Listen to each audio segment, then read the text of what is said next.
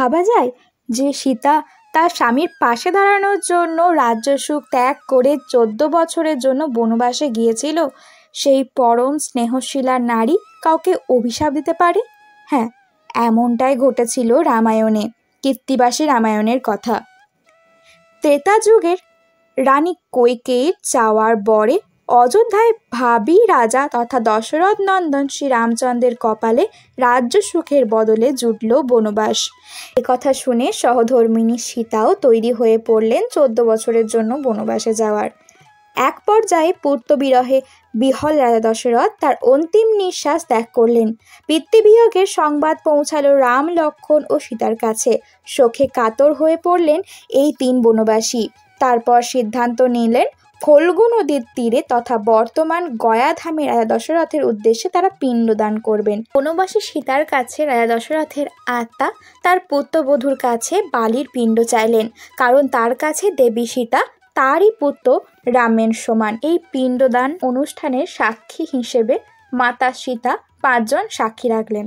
এদেরকে সীতা অনুরোধ করলেন রাম লক্ষ্মণ ফিরে এলে তারা যেন রাজা দশরথের উপস্থিত হওয়া এবং পিণ্ডদানের ঘটনা রাম লক্ষ্মণকে অবহিত করেন।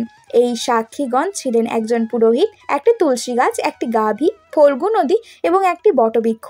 অন্যদিকে দশরথের পিণ্ডদান করা সামগ্রী সংগ্রহ করে 2 দশরথ নন্দন কুটিরে ফিরলেন। তারা আসলে দেবী সীতা সমস্ত ঘটনা তাদেরকে বর্ণনা করলেন। সীতার কথা শুনে রাম লক্ষ্মণ বিস্মিত হলে দেবী সীতা রাম লক্ষ্মণকে ওই 5 জন সাক্ষীর কাছে নিয়ে গেলেন। সাক্ষীগণের মধ্যে একমাত্র বটবৃক্ষ ছাড়া বাকি সবাই মিথ্যা সাক্ষী দিলেন। তাদের এহেন আচরণে অত্যন্ত ক্ষুব্ধ হলেন দেবী সীতা এবং তাদেরকে আলাদা আলাদা অভিশাপও দিয়ে ফেললেন। কিন্তু প্রশ্ন হলো, এই 4 জন মিথ্যা সাক্ষী কেন দিয়েছিলেন? বলা হয় পুরোহিত মিথ্যা সাক্ষী দিয়েছিলেন রামচন্দ্র আবার পিণ্ডদান করলে তিনি যথেষ্ট দান দক্ষিণা পাবেন এই লালসায়।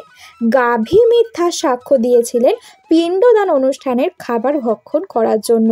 ফল্গু নদী মিথ্যা সাক্ষ্য দিয়েছিলেন রামচন্দ্রের পূর্ণ স্পর্শ পাওয়ার আশায়।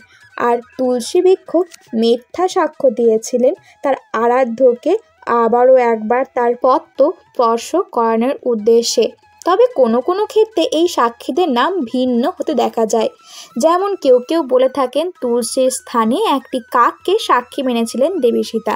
আবার কোনো কোনো মতে নারদের পরামর্শে মিথ্যা সাক্ষী দিয়েছিলেন দেবী সীতার সাক্ষীগণ। তবে দেবী সীতা তাদেরকে কি অভিশাপ দিয়েছিলেন? যেমন তিনি পুরোহিতকে অভিশাপ দিয়েছিলেন পুজো অর্চনা করে যা কিছু অনুদান পাবে তা দিয়ে কখনো তাদের দরিদ্রতা ঘুচবে না, এমনকি কোনো আশাও পূরণ হবে না। ফল্গু নদীকে অভিশাপ দিয়ে বললেন এই নদী সারা বছর শুকনো থাকবে, এমনকি বর্ষাকালেও খরা দেখা দেবে এর বুকে। তাই আজও গয়ায় সেই ফল্গু নদী বয়ে বেড়াচ্ছে দেবী সীতার অভিশাপ। গাভীকে অভিশাপ দিয়ে বললেন প্রতিটি বাড়িতে তোমার পুজো হলেও সেই বাড়ির সকল মানুষের এঁটো কাঠা তোমাকেই খেতে হবে। এছাড়াও তোমার মুখের এঁটো সব সময় অপবিত্র বলে গণ্য হবে। এরপর দেবী সীতা তুলসী গাছকেও অভিশাপ দিয়ে বললেন তুমি পবিত্র বৃক্ষরূপে পরিগণিত হলেও তোমার জন্ম হবে যেখানে সেখানে। এছাড়াও তোমার ওপর বন্য পশু পাখি তাদের মলমূত্র ত্যাগ করবে। অবশেষে সত্য সাক্ষী দিয়েছিলেন সে বটগাছ, তাকে প্রাণ ভরে আশীর্বাদ করেছিলেন দেবী সীতা। ওই গাছকে আশীর্বাদ দিয়ে বললেন যখন এখানে কেউ পিণ্ডদান করতে তারা তোমাকেও পুজো করে সুতো বেঁধে যাবে। তোমার আয়ু হবে দীর্ঘ, নাম হবে অক্ষয় বট।